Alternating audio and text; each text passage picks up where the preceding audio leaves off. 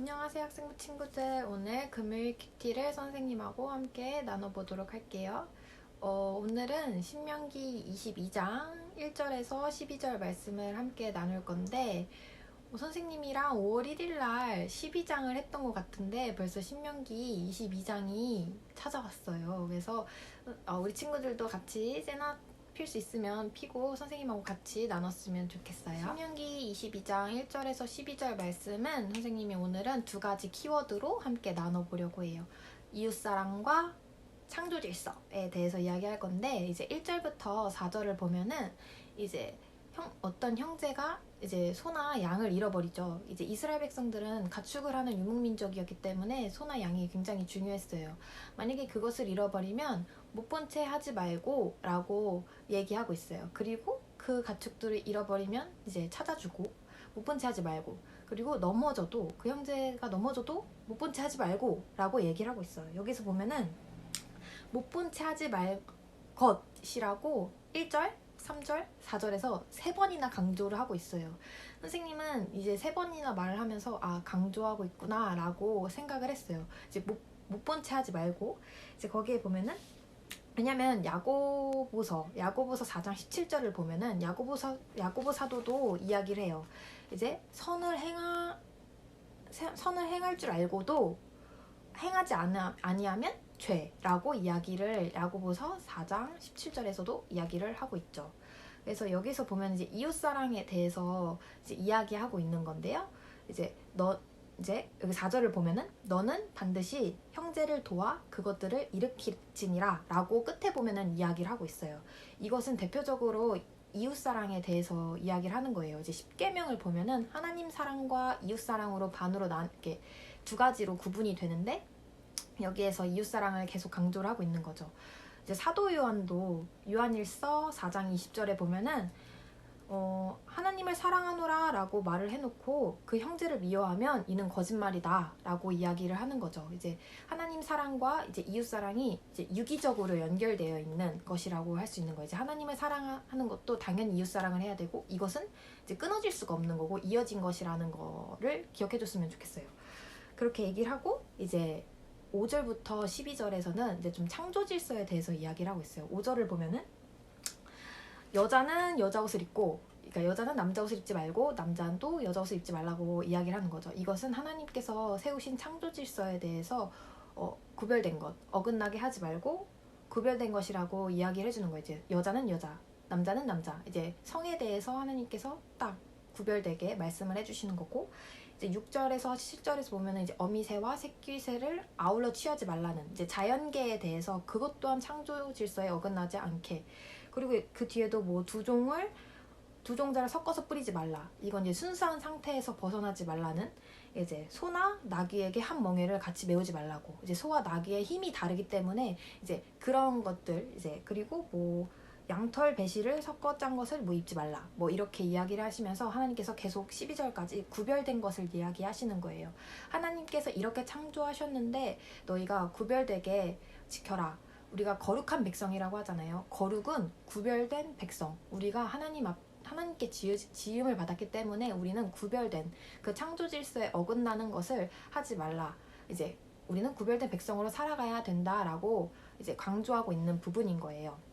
그래서 오늘은 우리가 좀 집중을 해봤으면 좋겠는 게, 우리는 일단 하나님의 창조 질서에 어긋나지 않는 구별된 백성이기 때문에 우리가 구별된 백성으로서 어떤 것들을 할 수 있고, 우리가 구별된 백성으로서 이제 이웃사랑을 어떤 것을 할 수 있을까라는 것을 묵상하는 오늘 하루가 됐으면 좋겠어요.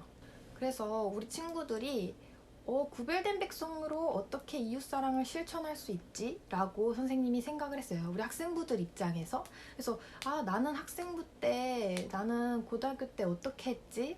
또 이런 생각을 하게 되더라고요. 마치 선생님 또 라떼는 말이야 또 하는 것 같은데 선생님은 모든 친구들에게 그랬던 건 아니지만 선생님은 약간 성격이 고등학교 때 이제 고등학교 2학년 때도 어떤 한 친구가 조용히 있는 거예요. 선생님 약간 조용히 있는 친구들한테 가고 싶더라고요. 그래서 그 친구가 그 친구들하고 못 어울리는 건 아니었지만 그래도 조용히 있어서 선생님이 고등학교 2학년 때도 가서 막 말을 걸었어요.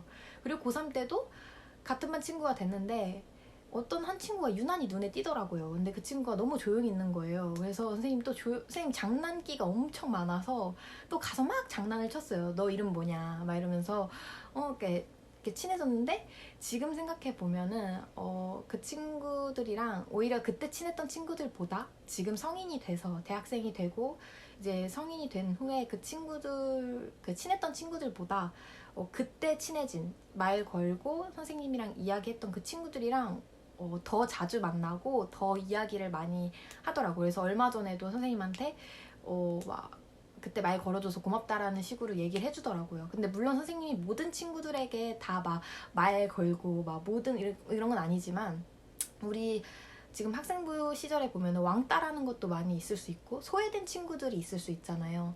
물론 우리 교회 안에서도 소외된 친구들이 있으면 당연히 다가가야 하는 게 우리 크리스천 학생들의 당연히 해야 할 일들이지만, 학교 속에서도 우리가 구별된 백성으로서 혹시 눈에 띄는 친구, 너무 소외된다라고 생각하는 친구들에게 가서 선생님이 낯을 안 가려가지고 이제 말 잘 걸지만, 만약에 나는 그런 성격이 아니에요 라고 한다면 그냥 먹을 게 있으면 슬쩍 나눠주고 뭐 이렇게라도 사랑을 전하는 친구들이 됐으면 좋겠다라는 생각을 했어요.